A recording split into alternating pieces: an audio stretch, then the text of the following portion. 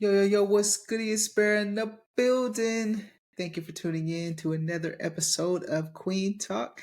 If you haven't already, make sure to hit that subscribe button, like button, leave a comment, let me know what you think of this episode. Today is episode 30, y'all. 30. That's right. 30. We have made it to 30 episodes.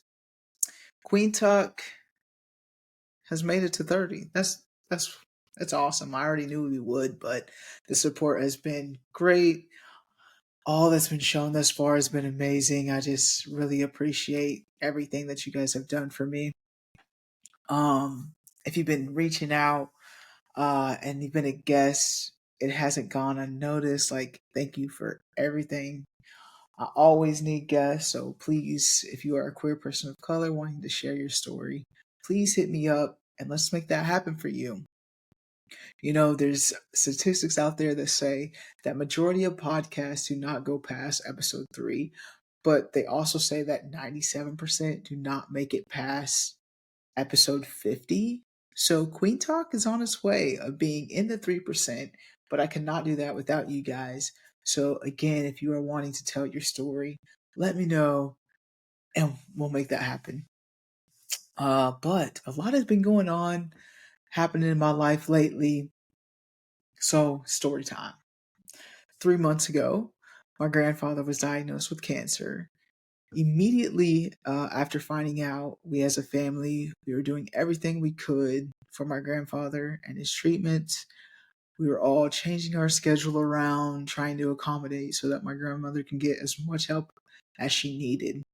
We realized like it was not slowly, it was declining quickly, his health, and so we needed to get her more help. So we were all just doing what we can and just like what's the next steps to try to get him better. Like it was always like, all right, what do we need to do to get this fixed? So we as a unit, we helped out and we were taking turns really caring for my grandpa while simultaneously slowly watching him fade away.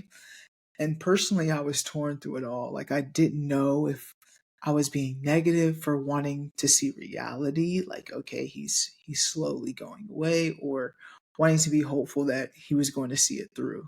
Because 2 months of him having cancer, um, I went on tour, and before that, like, there was something in me like saying, okay, like I need to go on this tour, but 2 days before I go on the tour, my grandpa goes to the hospital. And so I go to the hospital. I'm there with him for the 2 days and talking to my grandma, and she's telling me, yeah, just go. And I knew that I only had two different states that I would go to, and then we'd have another break. So I was like, okay, I'll go to these two, and then I'll come back. And hopefully, we were hopeful that he would be out of the hospital.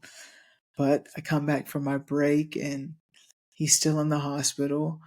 So he had been in the hospital for 7 to 10 days at this point, and he was just slowly declining still. And he was able to talk to me, and for those few days that I came back, and he knew who I was and knew people that were coming in, and it was going great. And while I spent those few days back with him, it was nice. And then I went back out on tour and had 3 more dates before going on another break. And so I felt comfortable of going, and I knew I was going to need a flight back home in between because we had a four day break and we were going to go go like sightseeing. But I was like, I got to go home. Um, and so I booked a flight home um, that Sunday and went to see my grandfather, uh, who at this point was in hospice at home. And on that Monday, I went to see him, and then I got a call that Tuesday morning that my grandfather had passed away. And as much as I wanted to continue the tour, something told me that I needed to go home and be with my family. And I'm so glad that God aligned that timing for me to be able to do so. with the breaks in between and the Dropout Club being so supportive during it all, um, it really just helped in the hardest time of my life of my career. First time actually doing the 10 city tour with Damien Styles and actually just like being on the road and having this family situation happen that's like bringing me back here and not being able to really enjoy it with the team like I wanted to. But everything happened the way it was supposed to. Like I said, the breaks in between, lining it up, we were able to do those first five together to where the last five, it was just like riding a bike. The team handled it great. So everything worked out the way it was supposed to. Uh, our grandpa was a great man. He made sure that our family was straight always. He worked hard growing up in a time that being black in a small town of El Dorado, which you guys have heard I've grown up in, but the time he grew up was a worse, even worse time than what I had to deal with. So he took what he had and he made it work and became the man that he was and provided for his family. Which now that I'm older, I see why he didn't like giving out handouts. Um, he had to work super hard for what he had and he learned on his own. No one taught him how to save money. No one taught him how to invest it. No one taught him what to do when you buy a house and what you have to do and the interest rate. He could have paid his house off sooner, but he didn't because he didn't know. Like he didn't know that about credit and all of this stuff, but he just figured it out on his own. And he had a super hard working mentality and I learned from him and I will be forever grateful for what he did teach me and how to just figure it out by yourself because no one else is just going to give it to you. And he's always been supportive of my relationship with my partner. He's never disrespected us in any way. And in fact, he would always ask where she is whenever I came around. So, more concerned I don't lose the great woman I have than anything towards my relationship. So, I will forever be grateful for that. He knew about Kueen Talk and what it was and all of that. Unfortunately, he will not be able to be a part of this podcast, but he he definitely was supportive in what I have going on and yeah, so yeah, I will forever be grateful for the support he gave me as a grandchild. And Grandpa, I love you. Please watch over me. And y'all continue to watch over my family during this time and make sure to hit your own family up. Call them, make time for them. Do it now because tomorrow isn't promised. You know, they always say that, but it is true. And if you hear that cancer word, not saying that it's gonna happen fast, but the doctor for us, definitely made it seem like we had more time than what we had.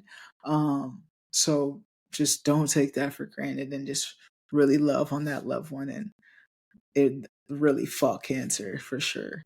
Um, but time doesn't stop through all of this, like death happens. I still have to go to work. I still have to create this podcast because I still have to make money, grow, and continue to live. Like I feel like after the funeral, it's like, oh, go back to normal, which I understand needs to happen.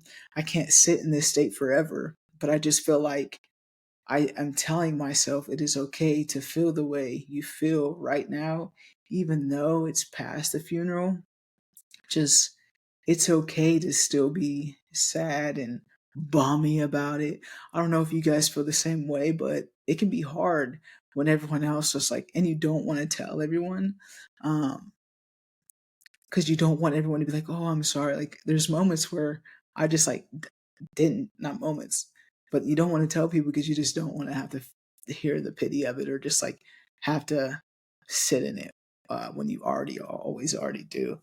But I want to thank everyone that has reached out and showed support, brought food over, thank you. Y'all can continue to do that, by the way.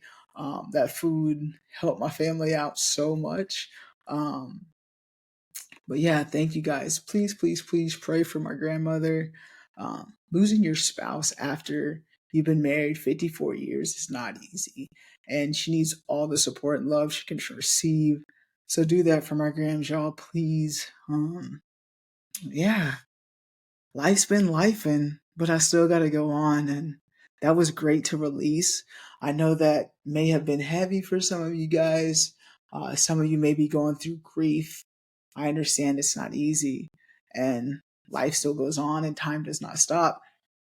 And in fact, you just see how how fast time goes by. But reach out to the family you do have, and make sure y'all stay connected.